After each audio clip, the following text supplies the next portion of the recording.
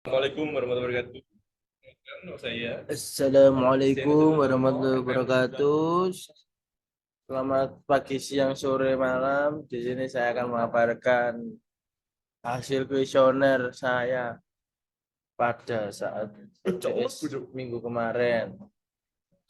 kak ngomel gue. Bermata, yang bermata kuliah analisis multivariat kelas J dan dosen Halo, Pak. pengampunya ialah Bapak Muhammad Ahmir Hussein. Oh, sorry. Dan di sini Excel-nya itu sudah saya input dan sudah saya pindahkan ke SPSS yang berada di sebelah kiri ya. Ini sudah saya besarkan. Lalu di sini saya akan memaparkan uji-uji pada pada bab yang sudah saya ketahui. Di sini ada uji instrumen yang terdapat, ada banyak macam-macam, yaitu yang pertama ada uji reliabilitas. Uji reliabilitas kita langsung masuk ke dalam babnya saja. Kita masuk ke dalam analisis, kita klik, lalu ke skill, reliability, lalu reliability analisis, lalu ini tadi maaf belum saya pindahkan, mohon maaf. Pindah, kita input yang pertama. Nah, lalu dipindah, lalu klik OK. Nah, langsung keluar kan. Ini data saya. Lalu video selanjutnya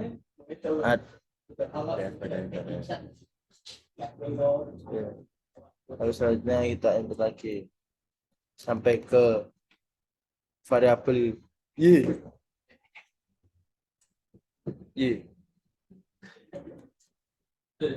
Kalau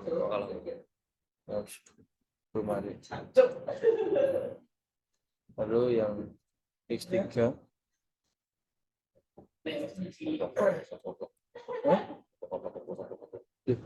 apa? Yang X3 ini data saya. Lalu yang terakhir ada Y.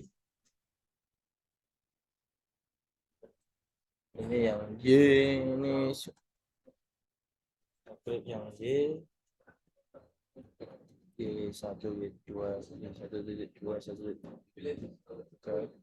lalu di sini uji pada reliabilitas ini sudah valid. Kenapa saya bilang sudah valid? Karena sini sebentar. Mana tadi ya? Ini reliabilitas ini data saya sudah konkret sedikit lah kalau bisa dibilang, karena sudah lebih besar daripada 0,7. Data saya di sini 0,876, lebih besar dari 0,7 dapat dikatakan pada instrumen variabel harga mempunyai reliabilitas yang tinggi. Lalu yang variabel rasa itu 0,757 lebih besar dari 0,7, dapat dikatakan pada instrumen variabel rasa mempunyai reliabilitas yang tinggi. Lalu ada variabel pelayanan yaitu 0,741 lebih besar dari 0,7, dapat dikatakan pada instrumen variabel pelayanan mempunyai reliabilitas yang tinggi. Lalu ada uji pembelian atau variabel pembelian, yaitu diketahui nilai count base alpha yaitu 0,741 lebih besar dari 0,7, dapat dikatakan pada instrumen variabel pembelian mempunyai reliabilitas yang tinggi. Dari pengujian reliabilitas yang dilakukan ke seluruh variabel independen dan variabel dependen, diketahui nilai reliabilitas alpha lebih besar dari 0,7 sehingga instrumen dapat memiliki keandalan.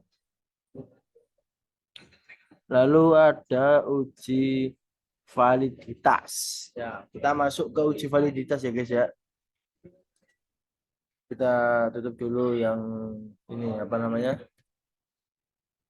Nah, langsung ke sini. Kita klik analisis dan kita masuk ke correlate. Correlate. Ya. Maaf saya tidak bisa bahasa Inggris. Correlate. Kita masuk ke bivariate. Lalu, oh sorry ini belum saya pindah. Ini dipindah dulu. Kita klik yang variabel X1.1 sampai X1. Jadi itu X1. Kita pindah. Lalu klik OK. Nah, ini sudah keluar ya variabelnya atau datanya. Lalu yang kedua, begitu seterusnya sampai dengan di 1. Kita pindah dulu. Dapat cepat ya. Karena waktunya takut. Nah, ini yang kedua. Lalu yang ketiga. Yang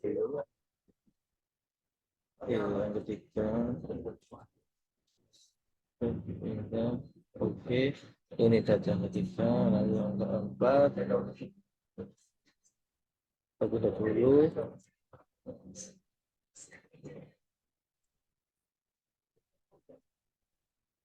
Oke.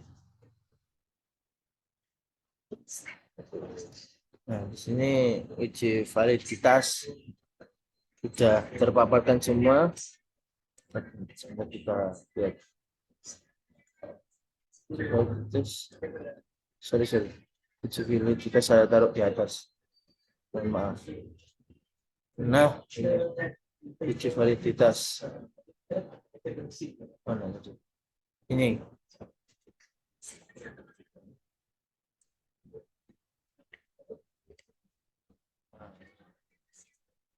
Relasi. Kita sudah samakan apakah sama atau apa yang berbeda.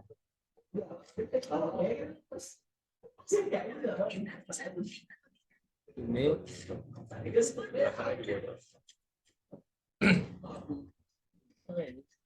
berdasarkan hasil analisis yang dilakukan pada item X1, X2, X3 dan Y, terdapat hubungan atau korelasi yang baik karena memiliki nilai percent correlation lebih besar dari 0,3 dan nilai signifikan lebih kecil di bawah atau lebih kecil dari 0,05 sehingga data kuesioner yang telah diuji adalah valid. Alhamdulillah valid, alhamdulillah. Lalu yang selanjutnya ada yang namanya uji asumsi klasik. Kita balik lagi ke SPSS ya. Mana ini? Nah, kita perbesar lagi. Uji asumsi klasik terdapat uji multikolonialitas. Uji kita agak percepat sedikit. Kita masuk ke analisis, lalu ke regression. Kita masuk ke linear ya. Tadi belum dipindah. Kita masuk ke linear, lalu kita input pada statistik. Ini sudah benar semua, centang convergence metric. Lalu kita centang yang collinearity diagnostic. Continue. Oke, dependentnya itu terdapat pada variabel Y1. Lalu untuk X1 itu dimasukkan ke blok yang di sini, dan X2 dan X3 itu hanya X1, 2, dan 3 saja ya teman-teman. Lalu kita klik OK. Oke, ini keluar datanya. Lalu kita buka makalah kita. Untuk uji multikolonialitas. Sebentar. Ini dia ujinya. Kita cocokkan datanya.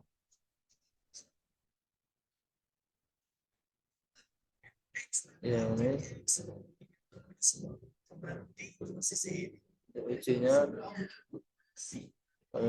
kolonialitas. Sorry.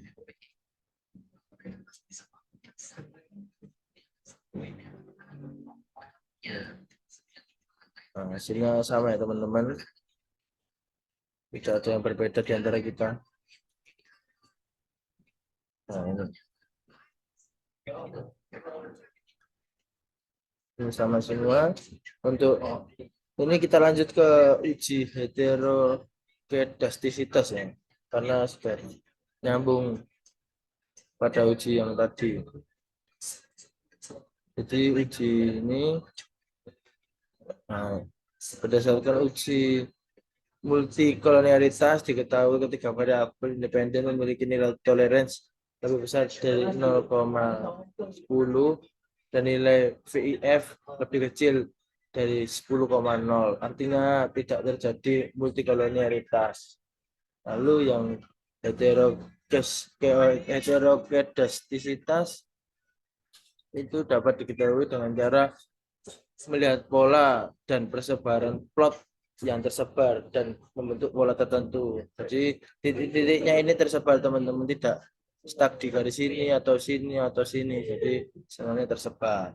Berdasarkan hasil uji yang saya lakukan dapat dikatakan data tersebut terjadi heteroskedastisitas. Untuk menguji lebih lanjut dapat menggunakan uji Gleiser. Nah, itu. Ini kelanjutan dari uji Gleiser tadi. Itu sudah terinput ya teman-teman di sini. Nah, sebentar. Nah, ini ANOVA-nya sudah terinput. Nah, ini cocok kan? Lalu berdasarkan hasil uji Gleiser, data tidak ada gejala bila masing-masing variabel independen tidak berpengaruh terhadap absolut residual atau nilai signifikan lebih kecil. Lebih kecil di bawah 0,5 baik pada uji F atau maupun uji T. Melalui hasil pengujian dapat dikatakan nilai variabel dependen baik pada uji F atau uji maupun uji T nilai signifikan lebih kecil 0,05 sehingga tidak berpengaruh terhadap absolut residual. Kesimpulan pada pengujian Gleiser, data yang dianalisis tidak ada gejala dan terbebas dari heteroskedastisitas. Lalu ada uji normalitas, itu juga sudah terinput teman-teman. Uji apa namanya tadi? Uji normalitas. Nah, ini datanya uji normalitas. Normal plot regression standar residual. Nah, ini normalitasnya teman-teman. Ini kan sama ya, bisa dicocokkan, bisa kita lihat bersama-sama. Lalu ini untuk yang residual, ya, yang residual. Sebuah persamaan regresi memenuhi asumsi normalitas dapat dilihat dari dua cara. Yang pertama pada data residual atau grafik berbentuk lonceng. Nah, bentuk lonceng itu seperti ini teman-teman. Berdasarkan hasil uji analisis grafik yang dihasilkan membentuk lonceng, maka dapat diasumsikan data tersebut normal.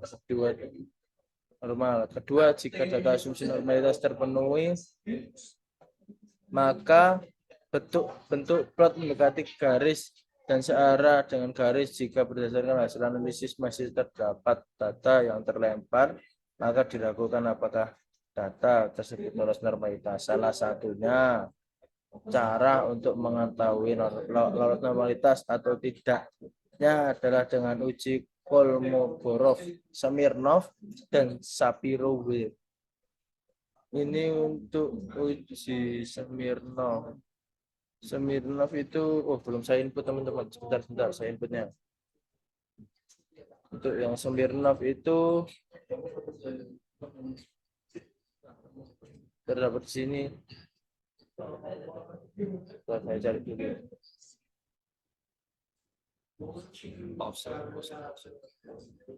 Smirnov ini katanya teman-teman di makalah saya. Kita besarkan dulu, kita pelajari di sini dulu.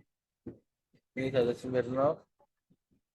Sebuah data memiliki distribusi yang normal apabila nilai signifikan lebih kecil 0,05 baik pada uji Kolmogorov, Smirnov maupun uji Shapiro-Wilk.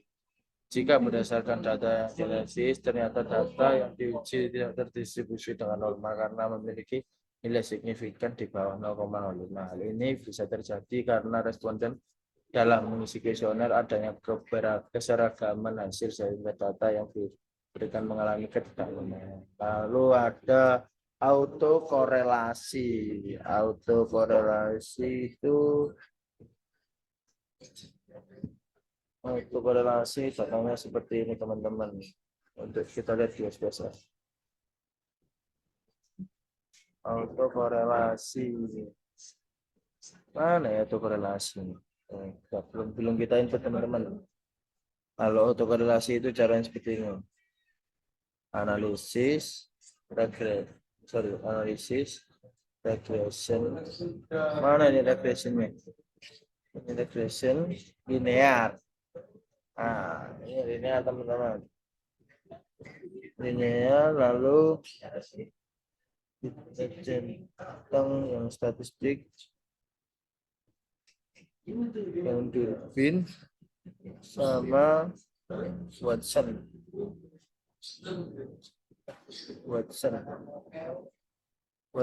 udah ini sudah benar teman-teman, tadi sudah input. Oke. Ini sorry katanya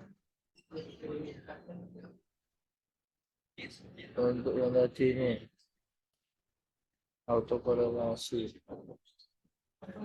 Sorry ini datanya agak melenceng, nanti saya revisi lagi. Yang ini tadi salah input, maaf kemarin ngantuk, tapi ini datanya benar teman-teman, terdapat pada SPSS yang sudah saya input tadi. Yang itu tadi APS res itu salah itu, maaf. Ini hasil menunjukkan nilai Dwi itu pada 551 lebih besar dari batas DL dan lebih kecilnya dari batas DU. DW-nya itu 1630 dan ya Allah. Lalu bagaimana? Untuk yang DL-nya itu 14064. Maka tidak ada kesimpulan yang pasti tentang ada atau tidak gejala autokorelasi. Nah, ini UJS teman-teman, UJS sudah tersebut pada makalah saya. Untuk APS res tadi nilai F dihitung lebih besar, hitung sebesar 5,597, lebih kecil nilai F tabel, yaitu ini teman-teman datanya sudah terinput. Maaf, bentar. Belum terinput teman-teman.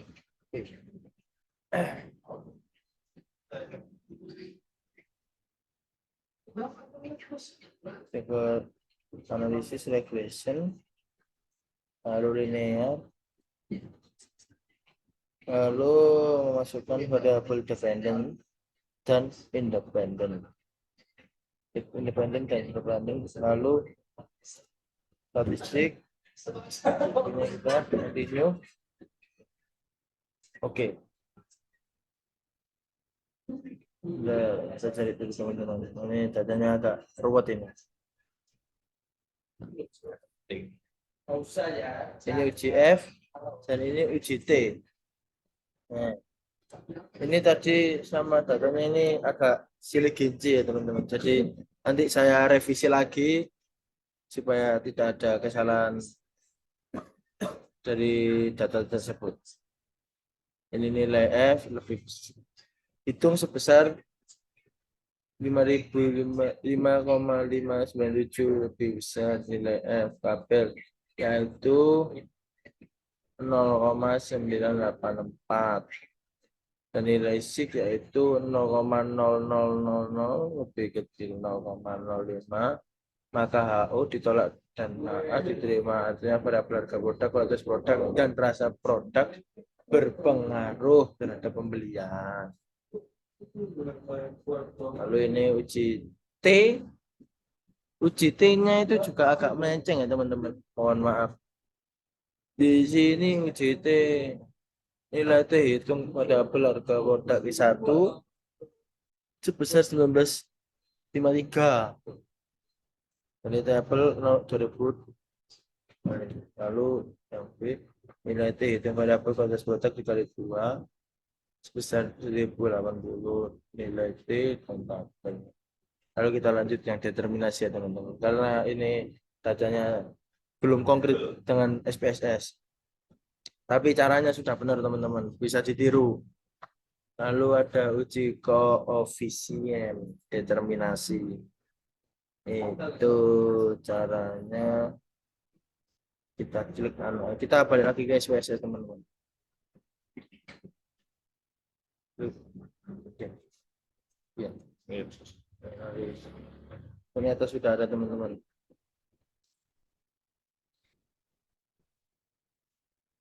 Nah, ini data yang determinasi konkret, yang tidak konkret tadi uji T sama uji F. Mohon dimaafkan Pak. Ini datanya seperti ini. Hasil analisis menunjukkan nilai adjusted R square sebesar 0,762, artinya 28,3%. Y mampu diterangkan atau digambarkan atau dijelaskan atau dipengaruhi oleh X1, X2, dan X3, sedangkan sisanya 71,7% diterangkan oleh variabel lain dan di luar penelitian. Sekian dari pemaparan ya. Sekian. 762 tapi kok kecil Baik, gitu. di sini uji determinasi ada sedikit revisi. Di sini 76,2% ya teman-teman, bukan 71. Yang 71 tadi salah. Jadi sudah saya revisi dan datanya sudah konkret. Sekian dari pemaparan mata kuliah analisis multivariat saya. Bila ada salah kata mohon dimaafkan. Wassalamualaikum warahmatullahi wabarakatuh.